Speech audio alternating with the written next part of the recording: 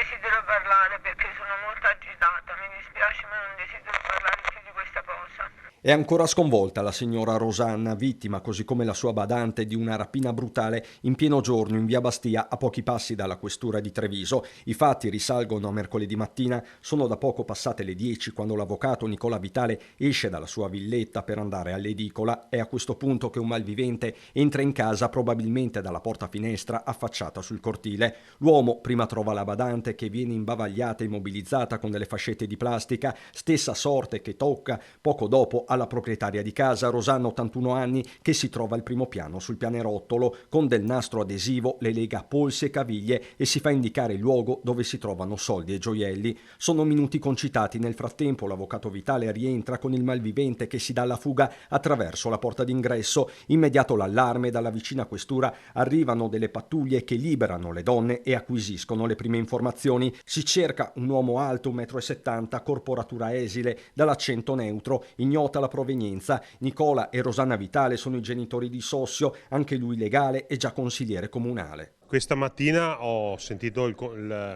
l'amico Sossio Vitale, al quale ho portato ovviamente la mia vicinanza, a lui, alla mamma, alla badante. Primo cittadino che chiederà un incontro alla questura, non solo. Scriverò però al Ministro degli Interni, perché un elemento fondamentale è quello che gli organici devono essere assolutamente migliorati. A stringersi attorno ai coniugi Vitale sono anche i vicini di casa. Noi abbiamo parlato con la signora Vitale il pomeriggio di mercoledì.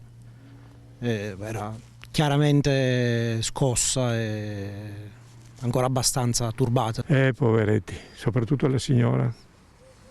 Non era tanto bene così. È possibile un gesto del genere in pieno giorno? Guardi, io proprio non so capacitarmi proprio di questa cosa.